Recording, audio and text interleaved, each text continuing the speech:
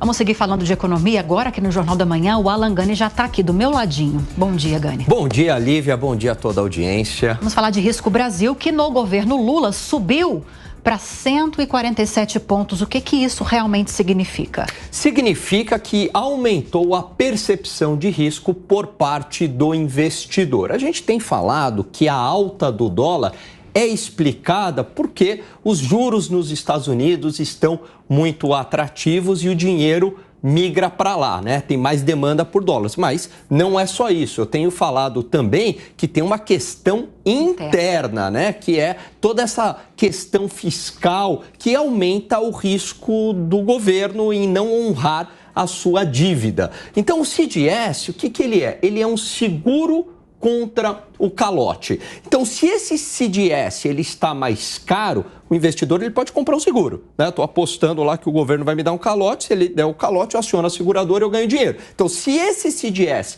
ele está mais caro, significa que o risco está maior, ou seja, a probabilidade do governo dar um calote é maior. Não significa que ela vai se concretizar, mas aumentou a probabilidade. Por isso que o CDS ele está numa cotação mais alta. E por que, Lívia?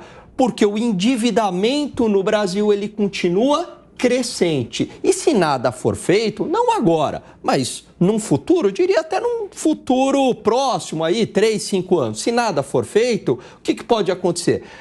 Mesmo o governo emitindo novas dívidas para pagar as dívidas pré-existentes, os credores pré-existentes, a gente chama isso de rolagem da dívida, esse dinheiro não vai ser suficiente. E aí caminhamos por uma situação de calote. Por isso que é muito importante cortar os gastos, fazer o ajuste fiscal para conseguir, pelo menos, estabilizar o endividamento do Brasil. Nos últimos dias, a gente tem conversado muito com economistas, inclusive com você, Alan Gani, e eu vou chamar para essa conversa a Amanda Klein e o Cristiano Beraldo também, sobre a dificuldade de fazer uma leitura da economia brasileira diante de dados mistos que a gente recebe todos os dias. Amanda, a Alan Gani trouxe agora o aumento do risco Brasil, falou sobre o aumento da dívida pública e mais no começo da edição de hoje, a gente falou sobre o aumento da previsão de PIB para 2% pelo Banco Mundial em relação à economia brasileira. Que leitura você faz de tudo isso? Olívia, eu até estou olhando aqui o histórico da curva, né, de risco Brasil, e esses 147 pontos, ele é muito mais baixo do que patamares que a gente atingiu até recentemente. Veja que em 2022, até perto da eleição do Lula, logo depois a gente chegou a atingir 324 pontos.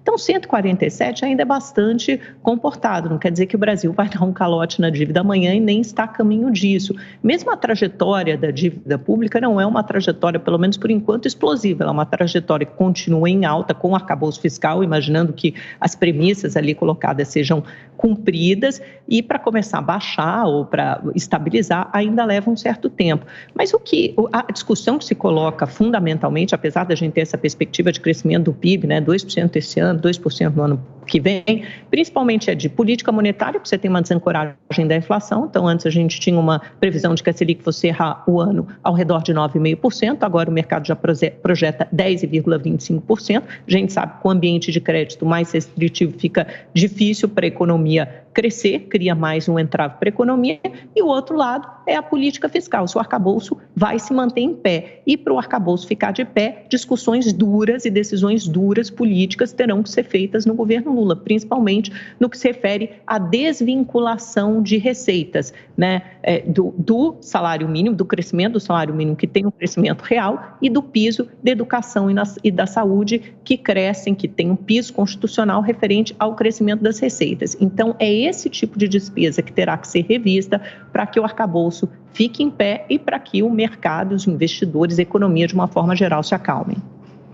Pois é, o problema do Brasil hoje não é a questão de índices e estatísticas e o IBGE, que, enfim, está aí dominado por alguém bastante alinhado aos interesses do governo. A realidade do Brasil, ela se dá na vida cotidiana das pessoas que sofrem as consequências de uma falta de projeto de desenvolvimento para o Brasil.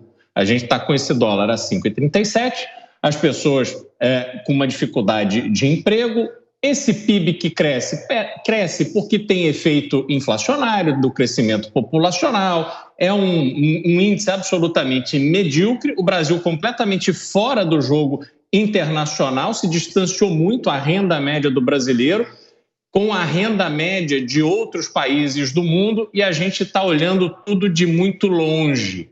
Como é que se reverte isso? Indo na direção contrária do que esse governo está fazendo. Porque, de novo, como eu disse no início, não há projeto de desenvolvimento e crescimento para o Brasil. São só medidas arrecadatórias para bancar um Estado ineficiente. Como é que a gente olha para o futuro e tem esperança? É só realmente a partir de 2026.